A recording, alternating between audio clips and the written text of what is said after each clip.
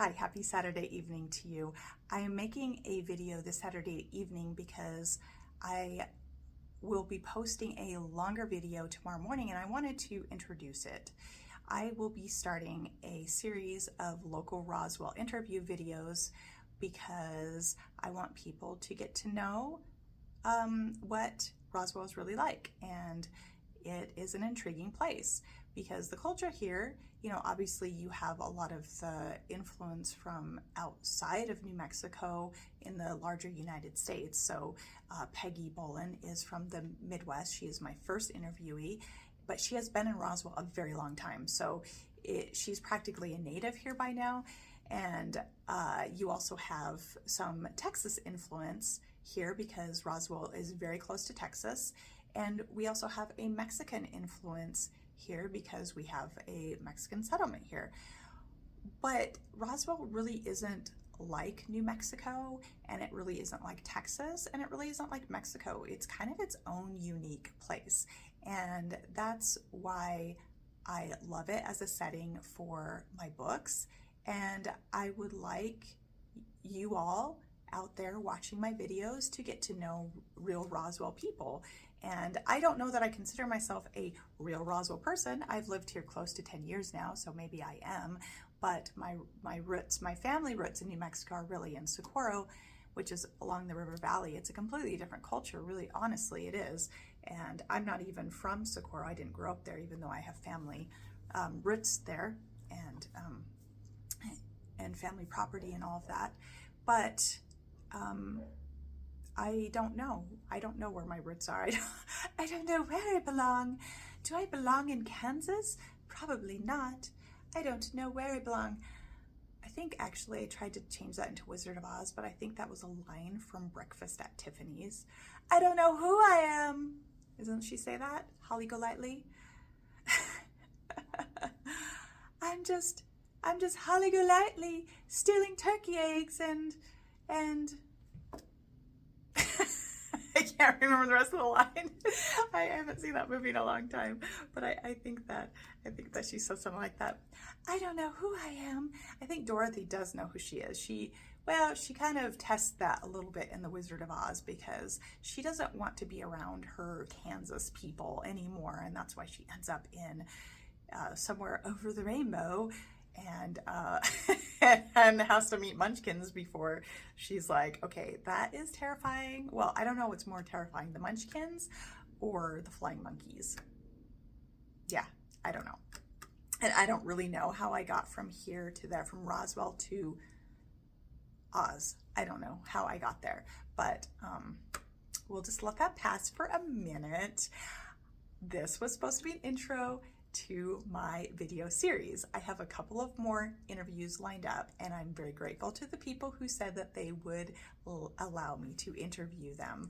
And I'm especially grateful to Peggy Bolin for being my first interviewee because, of course, I'm slightly awkward. It's not like interviewing my dad spontaneously in a diner like I did a couple of weeks ago, or doing those short little spontaneous videos I did at the Altar and Rosary Christmas Bazaar, because those were really short. I didn't have a chance to be too terribly awkward interviewing people, and I had more of a chance on Friday when I did my first interview during my lunchtime. It should have been my lunchtime chat, but because it was a little bit long, I decided to save it for Sunday, and I'll post it on Sunday. It's a little over 30 minutes, so perhaps not as long as my other Sunday videos, perhaps. Yeah, that's the honest answer. It's really not, because I tend to ramble on. This video, I'm not going to ramble on. I promise. I really do. I just wanted to do a kind of going back to having played that song last Sunday. I videoed a little bit of my practice, and I just nabbed that clip of it when I'm trying to figure out how to play Suerte e Tenido on a fa accordion. And now when I try to learn songs on the accordion, I have said this before, I don't have a musical education. I'm very slow at reading music. And I have other ways that I try to figure out songs. Well, like I listen to the songs over and over again, or I watch people play them, or I might even watch tutorials, but I don't like all of the tutorials available. Some of them are really awful. And so when I sit down to actually play the song, I have all of that sort of running through my head. And so that's where I was, trying to really figure out how to play it. And it's not a difficult song, but the funny thing is that I got through, there's really not a lot to the song. Okay, so there are 3 parts to the intro, and I played the first 2. The third is the bridge, and that bridge and this little trill are played throughout the song. So that's really all there is to the song. That's it. And it got me thinking, because the trill and the bridge are triggered by lines in the song. So you'll hear a line of the song and you're like, ooh, now the trill is played. Oh, ooh, now the bridge is played. And that makes it really easy for a budding accordionist like myself. But I thought, well, maybe I should use that as a way of coping with little awkward pauses in my videos. I could play a trill and a bridge. And honestly, my video theme song is really just some trills with a scale, and so that's really all it is. And so it would work right into like a bridge and a trill, because that's mostly, it's not really a song, it's my theme song. Theme songs are different than regular songs. We know this, right? They're just like little clips. You would never actually want to go out and, well, okay. So I do remember, I never watched the show Friends when it was on TV, because I didn't watch TV in those days, and I still really don't watch TV. But I mean, sometimes I get into a show on Freevee or whatever, and I'll binge watch it for a while, but I really don't have much time for that, and I've never spent a lot of time watching TV. It's just not the way I misspend my time. I misspend my time other ways, but not that way. Anyway, so I never really watched Friends when it was running on TV, but the song was actually on the radio, the theme song. And yeah, I didn't like it on the radio any better than I liked it on the show. And I don't think I would ever sit down and watch Friends, although I've heard it's really funny. I don't know. I mean, it's probably really depressing as a Gen Xer to see a bunch of Gen Xers form a community because their families are all messed up and dysfunctional. Maybe they're the product of divorce and what have you, neglectful parents. I don't know. It's kind of a depressing thing in the Gen X generation. That is, again, a diatribe I really didn't need to go on, and it wasn't going to be the theme of this short video. The theme was actually something else that I was thinking of. I mean, aside from introducing my video interview tomorrow, aside from that, so look forward to that, I was thinking about character names. And I think about these things, and I'll play songs on the accordion and I'll think, and I think that YouTube algorithms read my mind, and I'll tell you why. Because normally I listen to my music on Spotify. I don't usually listen on YouTube unless I'm playing tutorials or I just want to watch somebody play a song on the accordion. I think that I can just watch them play and figure out, what they're doing in a song. I don't know. I don't know if that's very effective or not, but I do it every once in a while. And the song that I'm really trying to conquer on the accordion is Polka Idalia. And so I put that in my search, and I wanted to listen to multiple people play it, because everybody plays it a little bit differently. And obviously I love Paulino Bernal's version of Polka Idalia, but I wanted to listen to other people, because like I said, they all play it differently. And because of that search that I started seeing in my feed videos from a guy with my main character's name. And I'm like, so it's reading my mind, or it's just a coincidence. I don't know. I'm gonna go with the AI is reading my mind. Anyway, so my character name in the Delivering Hope series, my main character is Hector.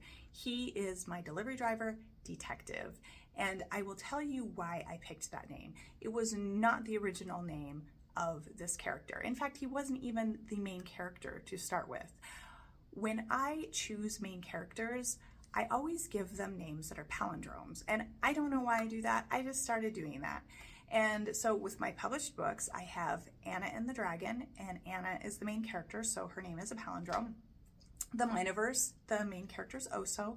His name is also a palindrome, O-S-O, obviously. That's a palindrome.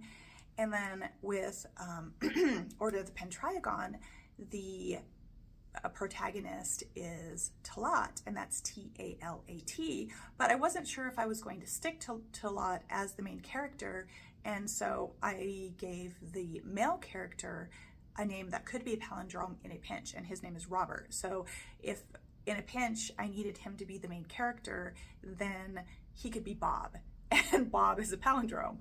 And yes, I'm sure that Robert does not want to be called Bob because he's way too serious for that. In fact, he's annoyingly serious sometimes. And yeah, so he didn't end up being a main character. And the sequel to that one, the main character is Natan, which is the Hebrew version of Nathan. And so it's N-A-T-A-N, and that again is a palindrome. And in the Delivering Hope books, the main character started out being Aurora. Aurora, spelled in an alternate spelling, A-R-O-R-A. So yes, it is a palindrome. And so she was supposed to be the main character, and the male protagonist, his name was originally Daniel. And I changed it to Victor because I had put in my book some characters that were, you know, the fictional alternate reality versions of a couple of people I work with, one of whom is named Daniel. And so I didn't want to use that name because it would be confusing. You know, why am I, you know, he is kind of an alternate reality character in my book. So I didn't want another character named Daniel. And I don't, of course, call him Daniel in the book because it's not actually him. I would never really put real people in my books because that would be terrible. Who would do that? You know, they're just like the comedy fictional alternate reality versions. Anyway, so I changed the name from Daniel to Victor, and I thought, well, you know, Victor is really too obvious, and I did not want to go with Victor. And I actually heard the maintenance guy at our work call one of our delivery drivers Hector, and or Hector, you know, because, you know, that's would be what how people would say it here in Roswell. Oops, see, I have my accordion in my lap because I was playing it. I was playing that bridge and a trill. I was playing the bridge and a trill. Yeah, I won't. I won't play them right now because I'm sitting in this chair with the arms on it that it kind of occludes my playing. So that's my excuse why I'm not going to play for you. Anyway, but it might make noises every once in a while because it's mad at me for not playing it. I don't know, whatever. You don't want to get your instrument mad at you because then it will not play for you effectively. You have to be really good to your musical instruments.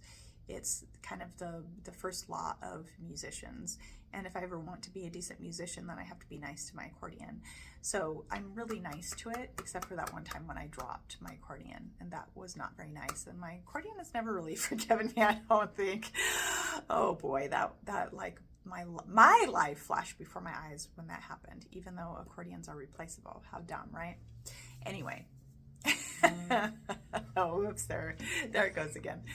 Anyway, where was I going with this? Oh yeah, I think that there's actually a for real delivery driver in this town named Hector, and I just got stuck on the name, and it got stuck in my head, and I couldn't really get it out because Hector was the best character from Greek mythology, and at least in my day, everybody had to read Greek mythology in school. You either had to read it in high school, or if you somehow managed to get through high school without reading Greek mythology, then you read it in Western civilization in college. If you didn't go to college, maybe you never read Greek mythology. But Hector was the best character in Greek mythology. I'm just going to tell you that right now. And if you don't believe me, then go read about Hector online, and then you will know. He was an invincible warrior until he wasn't, obviously, and he was a human. He did not have any, it wasn't like part god or anything. He was just naturally a really good warrior.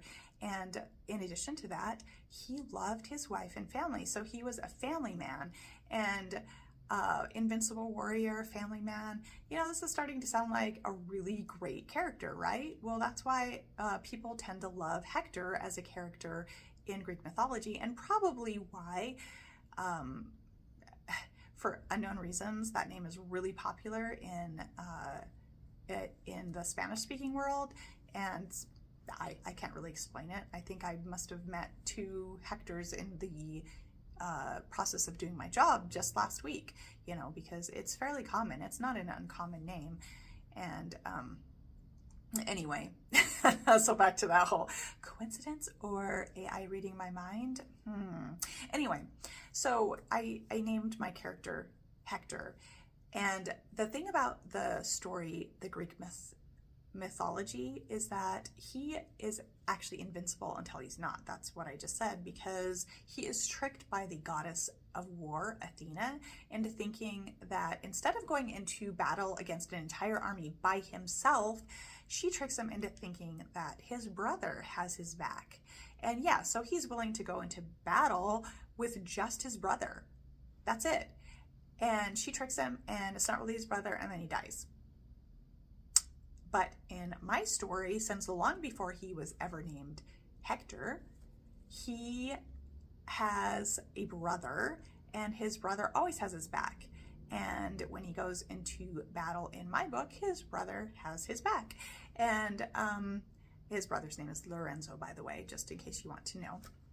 So it's Hector and Lorenzo. They're not, I mean, it's Aurora and Hector are really the team in this book, but Hector's brother Lorenzo does play a fairly significant role in the story. And he, like I said, he has Hector's back.